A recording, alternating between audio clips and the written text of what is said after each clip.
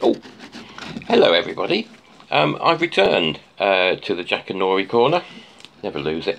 And today's story is going to be also by that legendary author Doubleyew, and it's called The Abbey National Cricket Club Mellow Tour 1995, An Accident of the Worst Possible Kind. If you're sitting comfortably, I'll begin what some would view as a horror story. I was indeed honoured to be commissioned again to report on Abbey's cricket tour, despite the fact that I've not been paid for last year's literary masterpiece. The second tour commenced on Thursday the 3rd of August and followed a slightly different format from the previous year. However, some things didn't change, and that fine observer of traditions, Pete Seaman, was late again on the first morning, thus maintaining the precedent set on the previous year. Strangely, the journey seemed a little quicker this year, perhaps because Le Tour de Toaster and Arsus Shortus weren't involved. An unscheduled stop at a Burger King, Equus Burgerius, was made for the benefit of the middle of the bus boys, prior to rendezvousing at Gordano's services with the aforementioned, together with Phonhomius Plentius and Cinelius Oldus Gitius. The party soon arrived at what was to be our home for the next few days, the New Inn at Bideford. One felt that new wasn't quite the adjective to use. However, overlooking that, the group was soon happily inside, quaffing the odd ale. During this time, Simo took advantage to assess the most desirable room. As it transpired, this was to be any room that didn't have the numbers 2 and 4 on the door. Or on the floor in the case of number 2s. After Geezer had treated himself to a mellow haircut, it was off to the seaside for some cricket on the beach. Apparently this took place very close to a post office run by an obese umpire who's prone to the odd, dodgy decision in the Benson and Hedges Cup finals. It was a pleasant game despite the plague of ladybirds. They were everywhere and would not go away. Like flies round room 24 on a Monday morning they were. Next it was off to Bideford for an evening fixture against Torridge District Council. My interest lay elsewhere, as I had to do some investigation into local public houses. The fish came with me for market research purposes. Upon our return it seemed that Elvis was steering the side to defeat, and sadly this was to be the case, despite some tremendous vocal support. My initial headline reaction was Torridge beat the porridge. Well, the Sun would have loved it. The night's refreshments were taken at the Joiners' Arms, where the fines masters dished out the day's penalties. The good thing about having two people doing the fines is that even if one half is mentally incapacitated for some reason, the other can continue.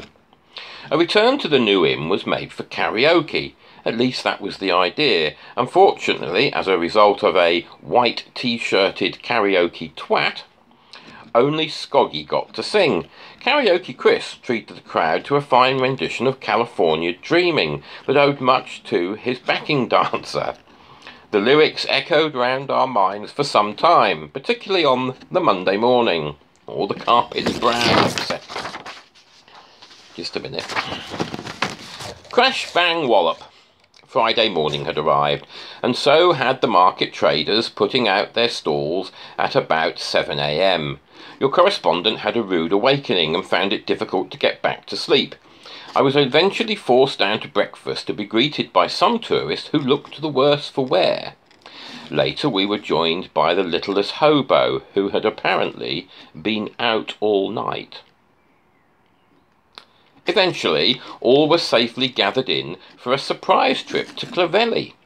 A pleasant time was had by all, especially as there was a Hocking's ice cream van on the way. A few partook of a sailing trip around the bay.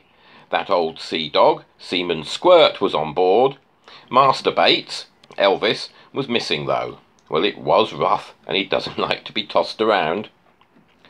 Following our grub and grog at the Red Lion, a Land Rover took us back to the top. If only time had been on our side, we would of course have walked it. Once at the summit, it was back to the New Inn, and then on to Wesley Cricket Club. This was an idyllic setting for cricket, and a few other things come to that. This was to be another defeat, for which a large amount of blame can be attached to our late arrival, or please note for next year. After defeat, the socialising was at the Wesley Inn. No jokes for the pensioners from Giza this year. No, indeed, it was time to show his more cultured side. He duly displayed a deep knowledge of English literature, specialising in Tolstoy and Tolkien. The after-match discussion concentrated on the reasons for the two defeats. Very simply, it was felt that Simo was to blame. A whip round raised £50, and this proved to be sufficient for Simo's brother Andy to take Simo off our hands for the whole of the next day, thereby raising hope of a win, money well spent. Return to Bideford was hasty, as all were keen to partake of a curry at Bideford's splendid new curry house. We weren't to be disappointed. In stark contrast to the previous year, a most marvellous meal was had by all, helped to a large degree by a subsidy of £10 per head. Julie's mate Jane especially enjoyed it. Once back at our temporary home, it was time for a pool competition. This would have been a civilised affair had it not been for two female members of our party fighting over the table. No names mentioned, of course, but Jane, Julie's mate, and Claire, I don't want to have to report such events again. The evening was concluded by Darren's joke, which I feel obliged to share with you. Where do you weigh pies? Over the rainbow. Somewhere over the rainbow weigh a pie. My, how we laughed. Crash bang wallop! Saturday morning had arrived, and so had the market traders, putting out their stalls at about 7 a.m. Your correspondent had a rude awakening and found it difficult to get back to sleep. After the night's curry, the runs were already flowing, and it seemed a big score was inevitable. The morning was spent at Westwood Ho, the centre of our stay last year. Surprisingly, the old place had changed very little, save that of the cost for the open golf, this year very sensibly priced at 97p per round. It gives me great pleasure to report that Fish did not win this competition. This year's winner was Scoggy, thus taking over from Robbo as champion. After an assortment of lunches, we returned to our base in order to hand over 5 crispy tenors to Andy and bid James Pickerskill, Simo, farewell, what some people will do for money. Today's opponents were Newton Tracy's seconds, who had beaten us the previous year. However, we were confident. Batting first, the tourists compiled a big score, with a notable 99 not out from Mostyn. Colin picked up one of the most bizarre cricketing injuries ever witnessed whilst batting. At one stage, from the way he was walking, it appeared that he was suffering from terminal incontinence. It's obviously infectious. Whilst bowling, our skipper, Big Bob, tried some gamesmanship by throwing himself on the floor as he delivered the first ball. However, others managed to stay on their feet long enough to ensure the first victory of the tour. After a quiet drink at the Hunter's Inn, it was back to Bideford and whatever lay in store. A few went to a Chinese, which was quite good by all accounts. Perhaps the omission of 2 bottles of wine from the bill may have had something to do with it. Mostyn took Norsey and Robbo off to this nice pizza restaurant that he'd spotted. Whether pissed or not at the time is unknown. However, this restaurant turned out to be a takeaway. It was certainly different eating pizza and garlic bread down by the river on an old wooden bench. Colin, in the meantime, was attracting a lot of attention from a barman who, allegedly, was the sort that aims too low in leapfrog. This chap's name was Bobo, and unconfirmed reports mention a friend called Dildo. Whether Colin was flattered by this attraction is not known. A few late-night drinks were had, and so to bed. At least there was no market on Sunday to wake us up. Crash bang wallop! Sunday morning had arrived, and so had the campanologists. Must be Bobo and Dildo, the gay church bell ringers. Your correspondent had a rude awakening and found it difficult to get back to sleep. So much for a lie-in.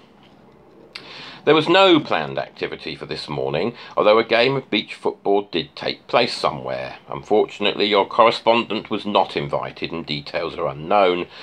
Personally, I meandered around town looking for a good story. A good journalist is never off duty.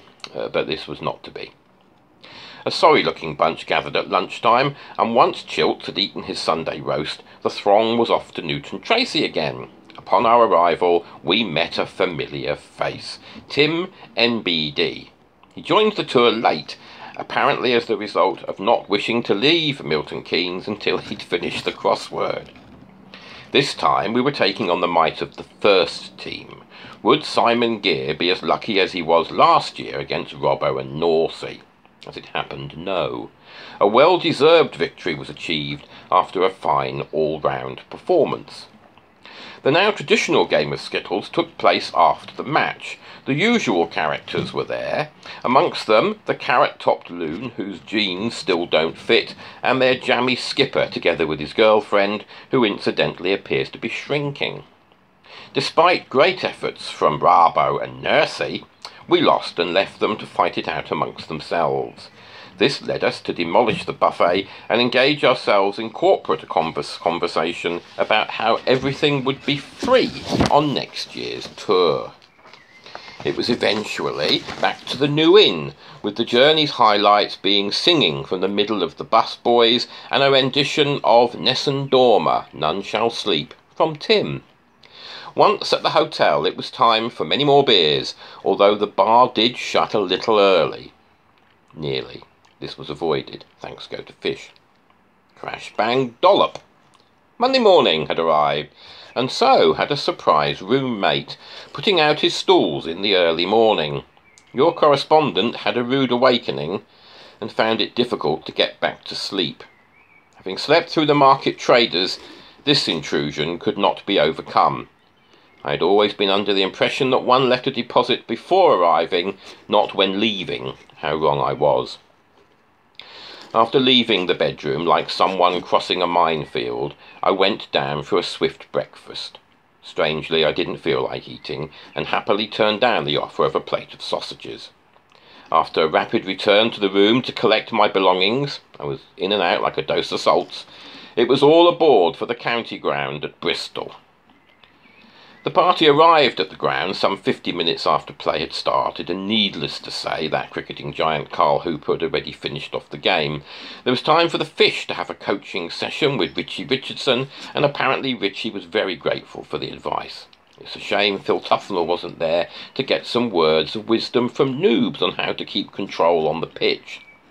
The game eventually petered out into a win for the West Indies, and after a free pasty or two, it was off home to CMK.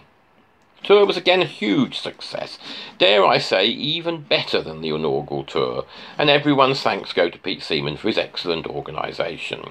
We were all left with many memories, and personally speaking, there's one in particular that will stay with me for a long time.